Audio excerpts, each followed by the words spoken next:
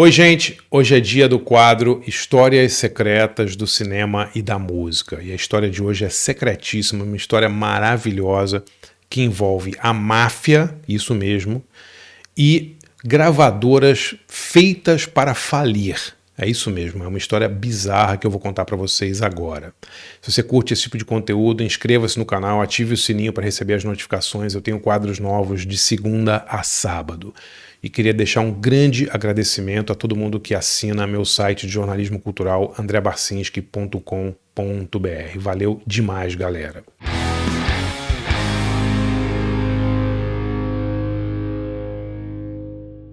Antes de chamar aqui meu colega Natan Lima, meu diretor, eu queria fazer um convite a todo mundo. Galera, sexta-feira agora, dia 20 de setembro, você está em São Paulo, não perca! Massari Fest, grande show em celebração aos 60 anos do nosso querido Fábio Massari, um line-up maravilhoso, escolhido a dedo por ele, Devotos de Recife, Patife Band de São Paulo e os inigualáveis japoneses psicodélicos do Acid Mother's Temple. Sexta-feira agora no Fabric, você pode comprar seu ingresso escaneando aqui o QR Code, tem meia entrada para todo mundo. Não perca esse show, vai por mim, você vai se arrepender se perder. É um show histórico, antológico, com 3 bandas sensacionais que o Massari escolheu para celebrar o próprio aniversário dele, presentão que ele ganhou. Estou aqui com meu parceiro, colega, produtor, diretor, Natan Lima. Tudo bom, Natan? Certinho, André. Agora eu quero saber que história é essa de produtores que foram criadas para falir, cara. Selos, gravadoras. Gravadoras que foram criadas para falir. Cara, é uma história muito legal, uma história incrível, que é só uma das centenas incontáveis histórias sobre a presença da máfia na indústria musical. Não é de hoje que todo mundo, assim, nos anos 60 e 70, a máfia, desde os anos 50, na verdade, ela usou muito a indústria musical para lavar dinheiro, para impulsionar seus negócios, né? Se vocês viram o filme O Poderoso Chefão, todo mundo viu, né? Tem as histórias famosas do Johnny Fontane, né? Que dizem que era o Frank Sinatra, que era o cantor que era, digamos, empresariado pela máfia, a máfia era meio dona dele. E assim, como o caso do Sinatra, aconteceram muitos, Nathan. Realmente a máfia tinha no mundo inteiro... Uma influência muito grande, cara. Como? Uma influência muito grande, né? Tinha, porque indústria musical tinha muita grana rolando. Onde tem grana, tem crime também, né? E a indústria musical sempre foi usada como digamos, uma ferramenta para lavagem de dinheiro, porque é muito fácil você, burlar números de impressão de disco. Você pode dizer que você fez 100 mil discos e na verdade você fez 50 mil, ou ao contrário.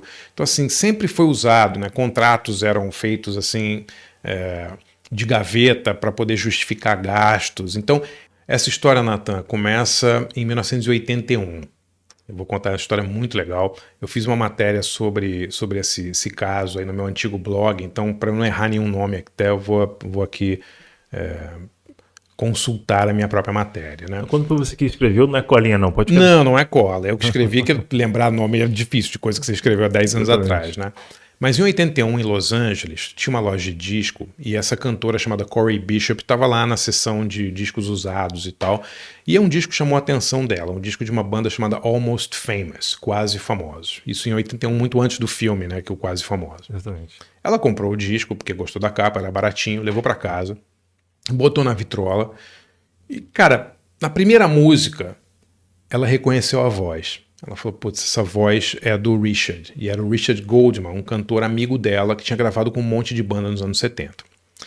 Ela ligou pro tal do Richard Goldman e falou, cara, eu comprei um disco aqui e eu tenho, assim, a voz é muito parecida com você. Ele falou, que disco é? Ah, Almost Famous. Ele falou, não, nunca fui dessa banda.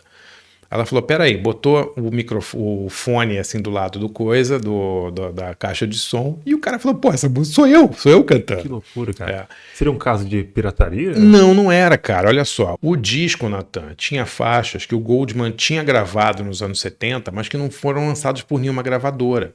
E não tinha o nome dele nos créditos. Caramba. Né? Então, o que esse caso não era uma pirataria. Então, nesse caso, não era nem ilegal, digamos assim. Não era. Na verdade, era pelo seguinte: esse caso evidenciou uma prática muito comum nos anos 60 e 70, que eram gravadoras que só existiam para dar prejuízo. Por que elas existiam para dar prejuízo? Para justificar, para lavar dinheiro de máfia e de atividades ilegais. Caramba. Então, o que muitas gravadoras faziam? Elas tinham subsidiárias que assinavam artistas, pagavam os artistas, gravavam os artistas, mas lançavam os discos mal e porcamente, sem nenhum tipo de divulgação. E aí depois eles usavam essa grana que eles supostamente tinham gasto, porque eles inflacionavam todos os recibos e tal, para dizer tive um mega prejuízo nesse artista. Muitas vezes os artistas nem sabiam que tinham sido lançados, entendeu? Tem casos, olha só, eu escrevi assim na minha matéria, a coisa funcionava assim. Uma gravadora juntava grana de investidores para produzir um disco. Os custos de locação de estúdio, contratos, produção, prensagem, arte e distribuição eram inflacionados absurdamente por meio de recibos e contratos fajutos. Então, eu pego um monte de amigo meu aí para juntar, gastamos 5 mil no estúdio, vou dizer que gastamos 500 mil. Aí tinha lá um recibo falso e tal. Exatamente, né? Era muito mais fácil, né, cara? Era muito mais fácil, você tá falando dos anos 60 e 70. Exatamente. A gravadora prensava poucos discos, então prensava lá 1000, né? E mandava os LPs para as lojas sem nenhuma divulgação. E aí os discos não vendiam nada, o disco fracassava de vendas, aí eles pegavam os números de venda do disco para justificar um suposto prejuízo que eles teriam tido, que entendeu? Loucura. A finalidade era exatamente essa. A finalidade era essa. Muitas pessoas tinham gravadoras, digamos, de verdade e tinham várias subsidiárias para só perder dinheiro. Entendeu? E um dos maiores, talvez o maior cara desse esquema, era um mafioso chamado Maurice Levy, que era um cara super conhecido no mundo da música, lançou disco até meio pirata do John Lennon, assim, o cara é muito... Caraca. E ele era super ligado à máfia, especialmente à família Genovese. O Maurice Levy tinha dezenas de gravadoras, não era uma ou outra não, Natan, coisa de 60, 70 selos, só para lavar dinheiro da família Genovese. Era uma coisa muito louca, né?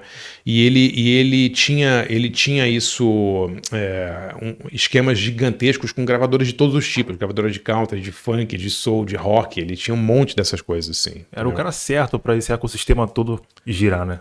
Como ele, haviam milhares, assim, mas ele ficou muito famoso, até porque tem um caso muito conhecido, o Maurice Levy, ele foi empresário do Tommy James, né? E o Tommy James, hoje ninguém lembra do Tommy James, mas ele teve uma banda nos anos 60 muito famosa chamada Tommy James and the Shondells. E o Tommy James, quando ele era muito novo, assinou um contrato com o Maurice Levy, e sem saber que ele era ligado à máfia, e o Tommy James vendeu milhões de discos e não recebia, cara, os royalties, né? Caramba. E quando ele ia lá cobrar do Maurice Levy, o Maurice Levy ameaçava matar ele, jogar ele num rio, coisas assim bizarras, assim. Tanto que depois o Tommy James fez um livro, chama Me, the Music and the Mob, Eu, a Música e a Máfia. É um livro que só saiu nos Estados Unidos, só saiu em inglês.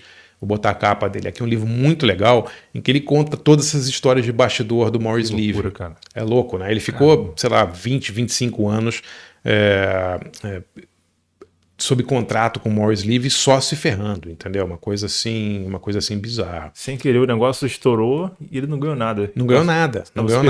Exatamente, Ó, e o Maurice Levy teve uma outra banda famosa, de uma banda de rock chamada Airborne, né?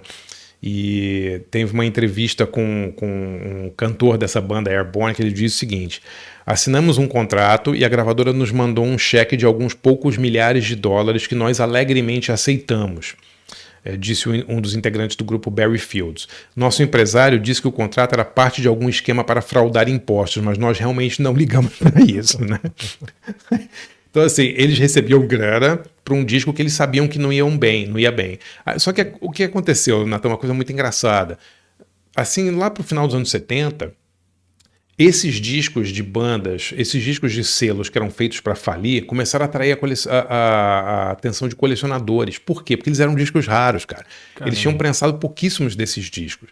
Muitas vezes, o próprio Levy mandava destruir grande parte da produção e botar pouquíssimos discos nas lojas para justificar uma venda pequena, entendeu? E conforme ele acabou chamando a atenção de colecionadores, isso começou a vir à tona, né? Sim, sim. E você sabe que colecionador vive da escassez, né? Então, quanto Exatamente. menos disco tem. Então, tem uma história maravilhosa que eu até botei na minha matéria só. Olha só, em 1972, um grupo de hard rock recebeu uma oferta de um dono de um estúdio chamado Jimmy Goldstein, né? Para gravar um disco. Falou: vocês não querem vir aqui gravar e tal? Eu gravo de graça e tal. Né? A banda gravou o disco. Eu escrevi. Goldstein pegou as fitas e disse que o levaria para alguns contatos da indústria musical. Depois de alguns meses, Goldstein procurou a banda e disse que ninguém se interessou pelo LP. E a banda chamava Stonewall. Né? Aí, 2014, cara, são 42 anos depois. Né? Um cara entra num sebo de discos e acha um vinil de 1976, lançado pela gravadora chamada Tiger Lily. E era o disco do Stonewall. Caramba. Que o cara não falou pra banda que nem iria lançar. Né? O sujeito, o colecionador, conhecia a história da banda e sabia da história do selo também, segundo a qual esse selo era do Maurice Levy, claro. E o Maurice Levy tinha um hábito de prensar 1000 discos e jogar quase tudo num lixão. Né? Então aquele vinil era uma raridade. Então ele pagou $1 pelo disco na loja, foi para casa, abriu um eBay, anunciou o disco e vendeu o disco por $14 mil do eBay. Isso. De uma hora para outra. Caramba. Por causa só da história que as pessoas sabem, esse disco é raro, é um disco que teve a mão do Maurice Levy e tal. Então foi só das dezenas e dezenas de casos que envolvem a máfia com esse esquema aí vou fingir prejuízos para me dar bem, entendeu? Acabando que o exclusivo, mesmo assim, deu sua renda, né? Cara, é muito legal, né? Essas histórias são muito legais e, assim, essa coisa de você ter um fracasso para justificar, para lavar dinheiro, é mais antiga que pão fatiado, né? Todo mundo faz. Hoje a gente tem isso para outros modais. Exatamente, né? Mas o Mel Brooks fez um filme maravilhoso nos anos 60, Primavera para Hitler, que era exatamente isso. Era a história de 2 trambiqueiros produtores de teatro que fazem a pior peça do mundo, um musical sobre Adolf Hitler, para dar prejuízo para eles poderem coletar o dinheiro do seguro. Eles fazem um seguro contra o fracasso da peça, só que a peça é tão ridícula que ela vira um puta de um estouro, entendeu? É muito, muito legal. Loucura, né? E sabe o que é mais interessante? Você que gosta dos Sopranos, da família Soprano, né? da série. Né? O personagem do Maurice Levy, ele inspirou um personagem famoso dos Sopranos, que é o Hash Rabkin. Vou botar a foto dele aqui, que é um personagem claramente inspirado no Maurice Levy, ou seja, você está vendo Sopranos, aí você não sabe, mas esse personagem foi inspirado nesse mafioso que criou esse tipo de esquema para, digamos, lavar dinheiro de outras famílias mafiosas. É legal a história, né? Trambiqueiro. Os trambiqueiros, cara, mas cara, o trambiqueiro que lidava com disco, né, com ar, eu acho engraçado, acho curioso, assim. Mas grandes gravadoras faziam isso também, né?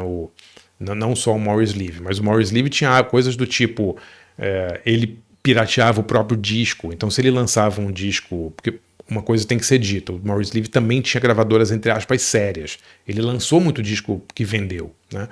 Mas o que ele fazia? Ele fazia versões piratas dos próprios discos dele para não ter que pagar direito autoral para os intérpretes dele. E vai você discutir com o Maurice Levy depois. Você vai amanhecer dentro de um rio, né? Exatamente, com a boca cheia de formiga, né? Então é isso, uma história bem legal, né? Muito bom, cara. É muito divertido. Eu vou botar também o link para essas matérias que eu fiz aí há uns 10, 12 anos atrás sobre o Maurice Levy, quem quiser ler, tá aqui, o link tá na descrição. Bacana? Gostou dessa história? Curte esse tipo de conteúdo? Conheça meu site de jornalismo cultural, andreabarcinski.com.br. Eu escrevo 15 a 18 textos inéditos lá por mês. Tem cursos, tem debates, tem workshops. Acho que você vai gostar demais. Valeu, galera. Até amanhã.